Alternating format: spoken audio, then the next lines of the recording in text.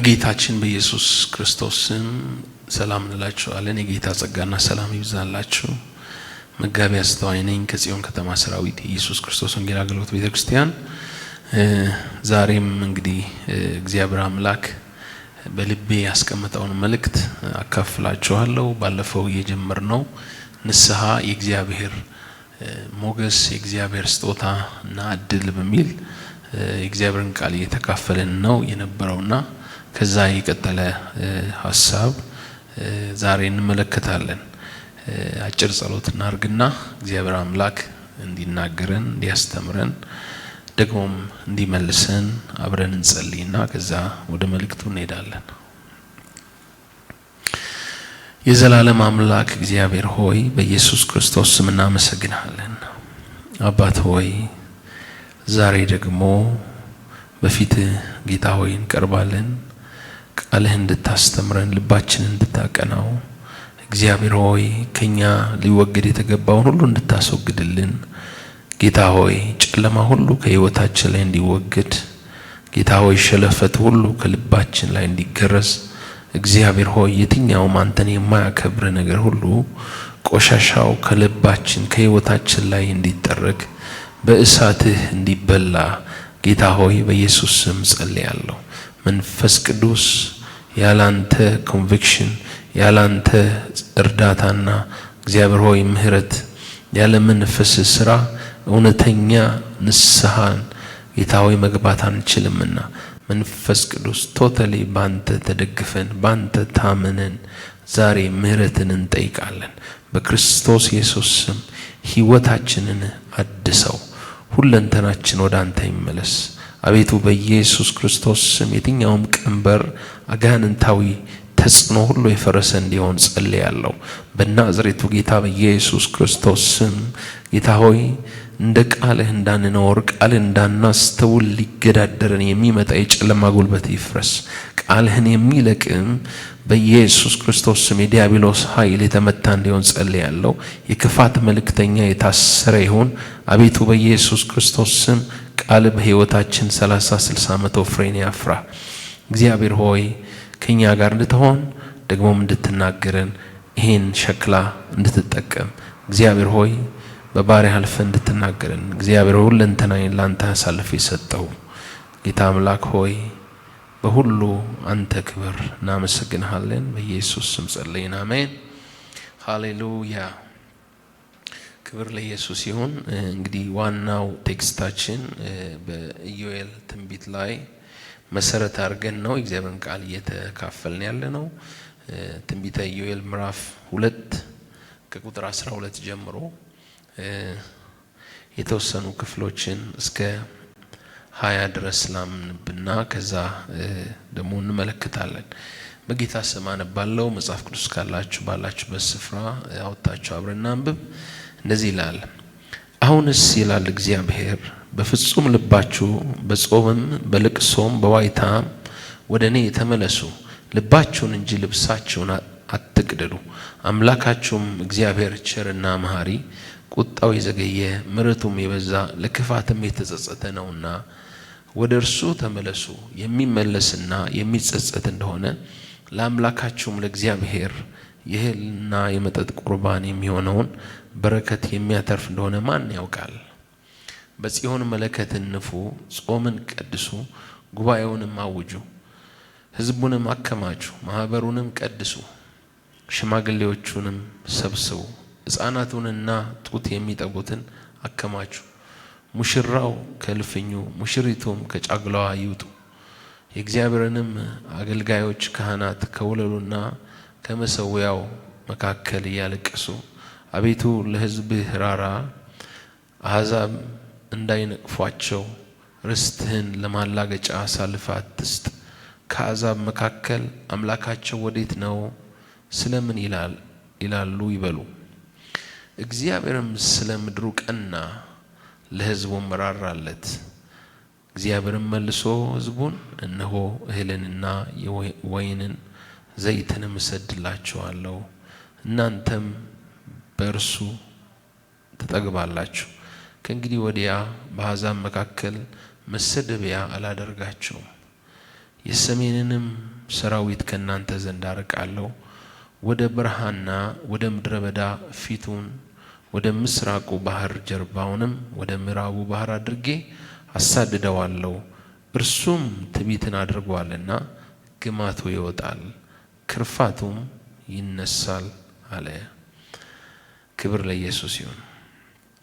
እግዚአብሔር አምላክ የተባረከ ይሁን። እንግዲህ ባለፈው እንደ ጀመርነው ወይም ደግሞ እንመለከተው እንደነበረ ሐሳብ በዚህ ክፍል ላይ እንግዲህ እስራኤላውያን የነበሩበት ሁኔታ በጣም የሚያሳዝን ነው። ከምርኮ መልስ የቀረው ወይም ቅሬታው የተረፈው የእግዚአብሔር ሕዝብ አሁንም እንደገና ከእግዚአብሔር ጋር በመተላለፍ በራሳቸው መንገድና በራሳቸው ሐሳብ ውስጥ ይመላለሱ የነበሩና እግዚአብሔርም ደግሞ ባለመመለሳቸው እጅግ ስላዘነ ለጠላቶቻቸው እንደገና ታልፈው ሊሰጡ እንደተቃረቡና እንዲሁም ደግሞ የተለያዩ መቅሰፍቶችን እግዚአብሔር በመላክ ፍርድን እንዳመጣባቸው እንመለከታለን። ስለዚህ እግዚአብሔር ሕዝቡን በልቅሶ በዋይታ ከልባቸው እንዲመለሱ የህይወት ለውጥ እንዲያደርጉ፣ ያስተሳሰብ ለውጥ እንዲያደርጉ፣ የፍለጋ የመንገድ ለውጥ እንዲያደርጉ እንደገና እግዚአብሔር ይናገራቸዋል። መሐሪ ነኝ፣ ቸር ነኝ፣ ይቅር ባይ ነኝ ይላቸዋል። ስለዚህ ንስሐ መሰረት ያደረገው በእግዚአብሔር ማንነት ላይ ነው። እግዚአብሔር ቸር፣ መሐሪ፣ ሩሩ ስለሆነ ህዝቡን ይቅር የሚል የምህረት አምላክ ስለሆነ ለቁጣው የዘገየ ምህረቱ ደግሞ የበዛ ለክፋት የተጸጸተ ነውና ወደ እርሱ ተመለሱ ይላል ቁጥር 13 ላይ ምዕራፍ 2 ትንቢተ ኢዮኤል። ስለዚህ እግዚአብሔር በማንነቱ ሩሩ፣ ቸር፣ ፍቅር ስለሆነ ስንመለስ እግዚአብሔር ወደኛ ይመለሳል። ነገር ግን በዚህ ክፍል ላይ እንደምንመለከተው እግዚአብሔር አጠንክሮ ይነግራቸዋል። ፍጹም በሆነ በልብ ሐዘን በመጸጸት እንደ እግዚአብሔር ሐሳብ እንዲኖሩ እግዚአብሔር ህዝቡን ይጠራል። እንደ እግዚአብሔር ሐሳብ መኖር እግዚአብሔር ከህዝቡ የሚጠይቀው ወይም የሚፈልገው ጉዳይ ነው። እግዚአብሔር አምላክ ህዝቡን ከግብጽ በባርነት ይኖርበት ከነበረው ከግብጽ ባርነት እግዚአብሔር ነፃ ሲያወጣቸው እንደዚህ ነው ያላቸው። ህዝቤ ያመልከኝ ዘንድ ለፈርዖን ህዝቤ ያመልከኝ ዘንድ ህዝቤን ልቀቅ አለው፣ ያገለግለኝ ዘንድ አለው እና ምዕራፍ 19 ላይ እግዚአብሔር ለህዝቡ እንደዚህ ያላቸው፣ እናንተ ቃሌን ብትሰሙ ስርዓቴን ብትከተሉ በመንገዴ ብትሄዱ በሐሳቤ ብትጓዙ በስርዓቴ ብትሄዱ ለእኔ የተቀደሰ ህዝብ የተለየ ትውልድ ትሆኑልኛላችሁ። ስለዚህ በመካከላችሁ ሆናለሁ፣ በመካከላችሁ አድራለሁ፣ አምላክ ሆናችኋለሁ አላቸው። ስለዚህ ለሌላው ትውልድ ብርሃን ልትሆን ነበር እስራኤል የተጠራቸው። ነገር ግን በዚህ ክፍል ላይ እንደምንመለከተው እስራኤል ከእግዚአብሔር በብዙ ሁኔታ እንደኮበለለች እና እግዚአብሔር አምላክ ስላዘነ ህዝቡን እንደገና በምህረት እንደገና ሊመልሳቸው ጥሪን ሲያቀርብ እንመለከታለን። ከልብ በሆነ ንስሐ የውሸት ሃይማኖት የውሸት ፎልስ ሪሊጅን እንዲያደርጉ ሳይሆን ከዛ ወጥተው እውነተኛ ምልልስ እንደ ፍቃዱ እንደ ሐሳቡ እንደ ቃሉ በሆነ ምልልስ የልብ አቅጣጫቸው እንዲለወጥ እግዚአብሔር አምላክ ጥሪን ያደርግላቸዋል። ክብር ለኢየሱስ ይሁን። ስለዚህ እግዚአብሔር አምላክ ከመንገዳቸው ከክፉ መንገዳቸው ሊመልሳቸው ከክፉ ሐሳባቸው ሊመልሳቸው እግዚአብሔር አምላክ ይጠራቸዋል። ኢሳይያስ 55 ቁጥር 7 ላይ ክፉ ሰው መንገዱን በለኛውም ሐሳቡን ይተው፣ ወደ እግዚአብሔር ይመለስ፣ እርሱም ይምረዋል፣ ይቅርታው ብዙ ነውና ወደ አምላካችን ይመለስ ይላል። ስለዚህ ከክፉ መንገዳቸው እንዲመለሱ አያችሁ፣ በደለኛ ከሆነ ሐሳብ ከበደል አስተሳሰብ እንዲመለሱ ክፉ መንገዳቸውን እንዲተው ክፉ ሐሳባቸውን እንዲተው እግዚአብሔር መበደል እንዲያቆሙ ከክፋት ምልልስ እንዲወጡ እግዚአብሔር አምላክ ጥሪን ያደርግላቸዋል። እንግዲህ መጽሐፍ ቅዱሳችን ወገኖቼ እግዚአብሔር ሐሳቡን ሁልጊዜም ግልጽ አድርጎ ለህዝቡ አስቀምጧል። እግዚአብሔር የሚፈልገውን የህይወት ስርዓት ለህዝቡ ግልጽ አድርጎ አስቀምጧል። ኪዳኑን እግዚአብሔር በግልጽ ለህዝቡ ሰጥቷቸዋል። ነገር ግን የእግዚአብሔር ሕዝብ በኪዳኑ በሥርዓቱ በቃሉ ባልተመላለሱ ቁጥር ሁልጊዜ ለጠላት ታልፈው ይሰጡ ነበር። መጽሐፍ ቅዱስ በሚክያስ ምዕራፍ 6 ቁጥር 6-8 ምን ይዤ ወደ እግዚአብሔር ፊት ልምጣና በልዑል አምላክ ፊት ልስገድ? የሚቃጠለውን መስዋዕትና የአንዱን ዓመት ጥጃ ይዤ በፊቱ ልምጣን? እግዚአብሔርስ በሺህ አውራ በጎች ወይስ በእልፍ የዘይት ፈሳሾች ደስ ይለዋልን? ወይስ የበኩር ልጄን ስለ በደሌ የሆዴንም ፍሬ ስለ ኃጢአት ስለ ነፍሴ ኃጢአት እሰጣለሁን? ይልና ሰው ሆይ መልካሙን ነግሮሃል፣ እግዚአብሔርም ከአንተ ዘንድ የሚሻው ምንድን ነው? ፍርድን ታደርግ ዘንድ ምሕረትንም ትወድድ ዘንድ ከአምላክ ጋር በትሕትና ትይዝ ዘንድ አይደለምን? ይላል። ስለዚህ እግዚአብሔር ከኛ የሚፈልገው ስጦታችንን ወይም ደግሞ ከምንችለው በላይ ወይም ደግሞ እንደ አሕዛብ ናቸው የጣዖት አምልኮ የሞሎክ አምልኮ ነው በኩር ልጃቸውን በእሳት አሳልፈው የሚሰጡት። እግዚአብሔር የሚፈልገው እንደዚህ አይነት ነገሮችን አይደለም ይላል። የሆዴን ፍሬ ስለ ነፍሴ ኃጢአት እሰጣለሁን? ይላል። እግዚአብሔር ምንድነው ከኛ የሚፈልገው?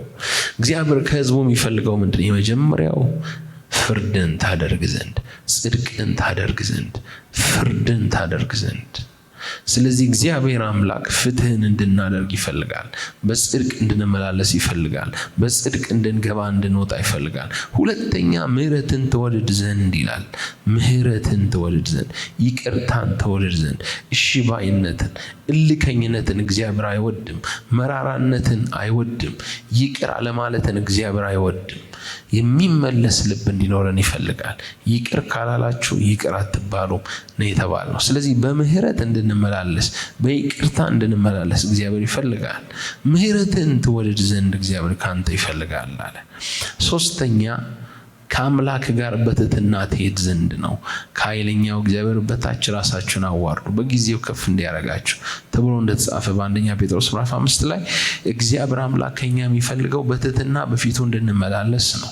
በትሕትና ከሱ ጋር እንድንሄድ ነው። በትሕትና እንድንከተለው ነው። በትሕትና እንድናመልከው ነው። በትሕትና ስሙን እንድንጠራ፣ በትሕትና እንድንታዘዘው እግዚአብሔር ይፈልጋል። እነዚህ ሶስት ነገሮች ያስቀምጣል። ፍርድን ታደርግ ዘንድ፣ ምሕረትን ትወድድ ዘንድ፣ ከአምላክ ከእግዚአብሔር ጋር በትሕትና ትሄድ ዘንድ ነው ይላል። ክብር ለኢየሱስ ይሁን። በሰቆቃው ኤርምያስ ምዕራፍ 5 ቁጥር 21 ላይ አቤቱ ወደ አንተ መልሰን እኛም እንመለሳለን፣ ዘመናችንን እንደቀደሞ አድስ ይላል።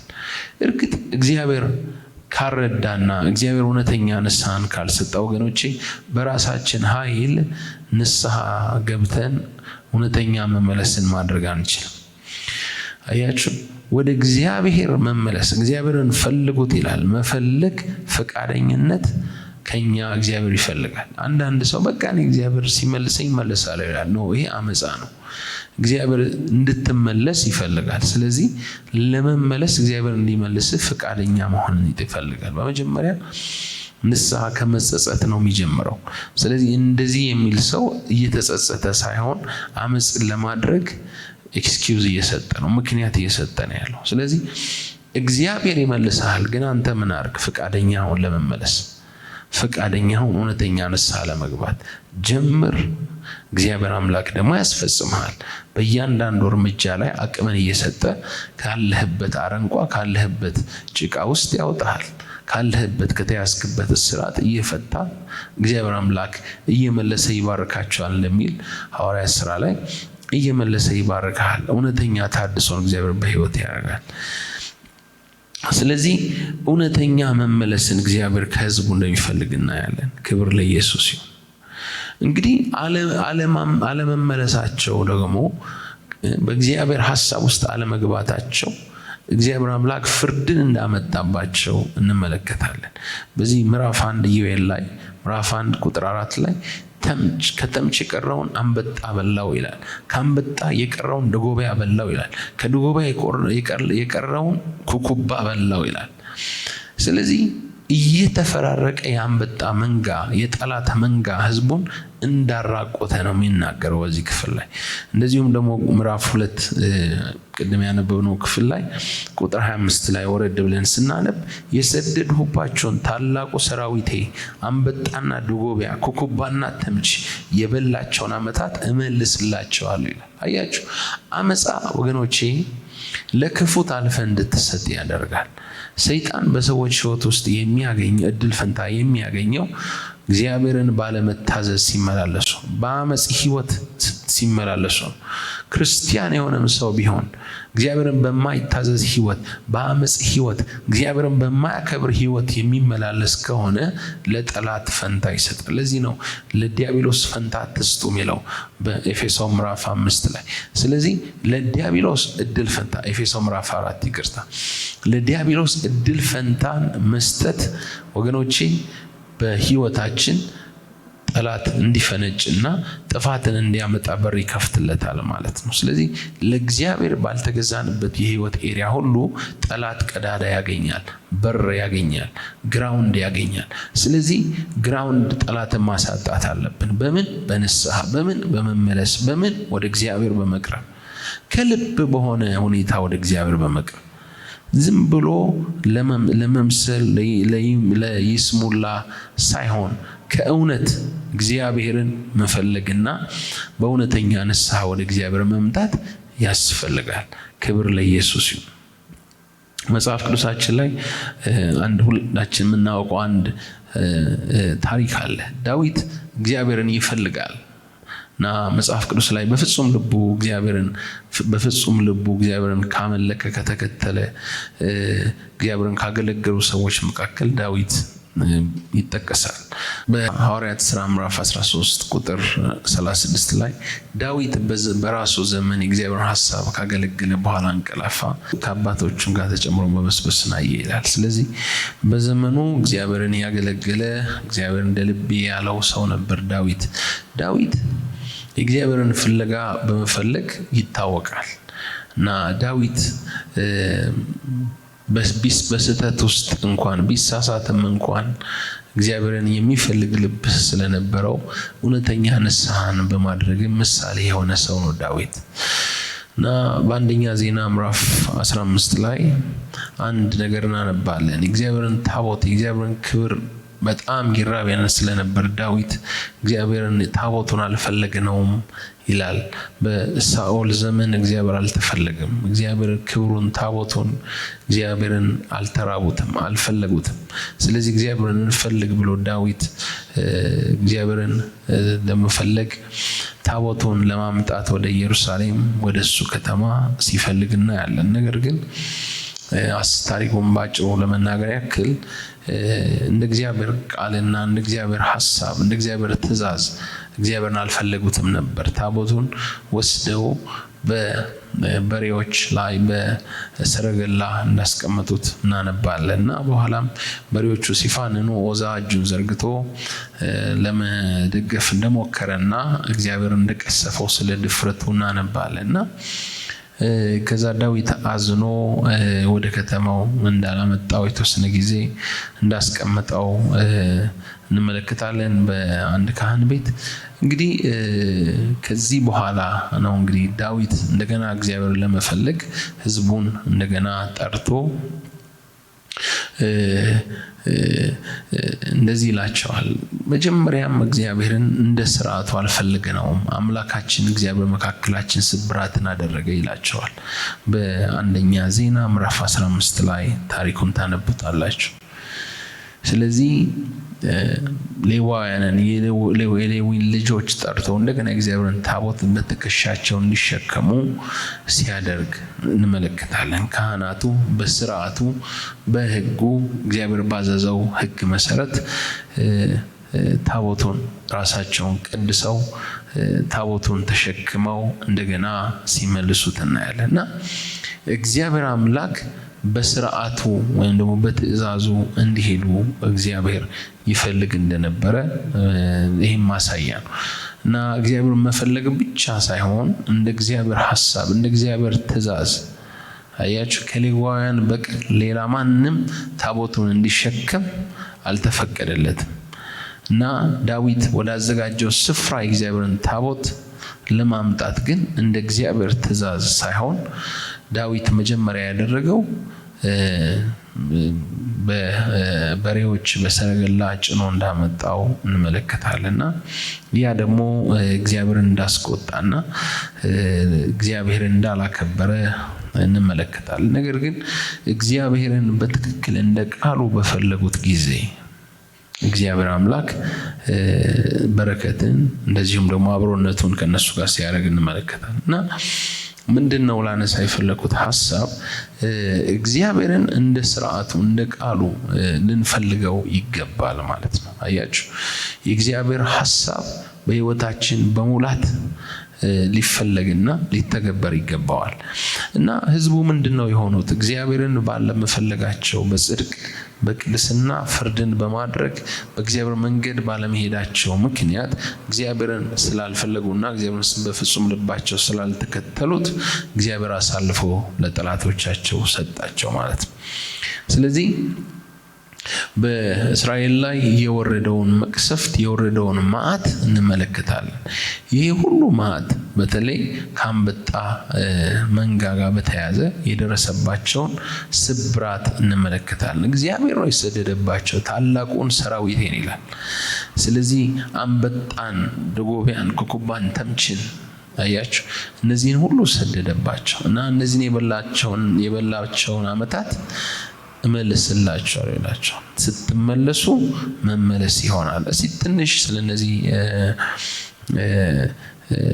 የአንበጣ ዝርያዎች ወይም ደግሞ ሎከስት በጥቂቱ ለመናገር ልሞክር። ምክንያቱም መንፈሳዊ አንድምታ ኢን ብሮደር ሴንስ አፕላይ ማድረግ የምንችል ይመስለኛል። ብዙዎች የመጽሐፍ ቅዱስ አስተማሪዎች ከመንፈሳዊ እይታ አንጻር ያስተያዩታል።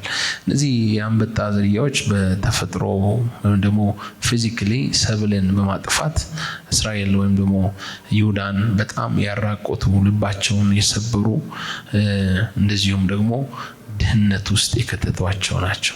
የመጀመሪያው እግዚአብሔር ተምች ይላል። ተምቹን የሰደድኩባቸው የመጀመሪያው ተምች ነው። ተምች the chewing locust ነው በእንግሊዘኛው። እንግዲህ ተምች በጣም ይሄ ተምች የሚለው በማኘክ ማለት ነው፣ በመሳብ ክንፍ ያለው አይደለም፣ እንደ ትል ባለ ደረጃ ነው። ተምች የሚበራው አንበጣ አይደለም፣ ግን እጽዋትን የሚያኝክና የሚቆራርጥ ነው እና ጉዳቱ በጣም ከፍተኛ ነው። ፍሬን የሚበላ ነው እና ትንሽ ነው ግን ፍሬን ይበላል። መኃልየ ሰሎሞን ምዕራፍ 2 ቁጥር 15 ላይ ወይናችን አብቧልና የወይናችንን ቦታ የሚያጠፉትን ቀበሮች ጥቃቅን ቀበሮችን አጥምዳችሁ ያዙልን ይላል።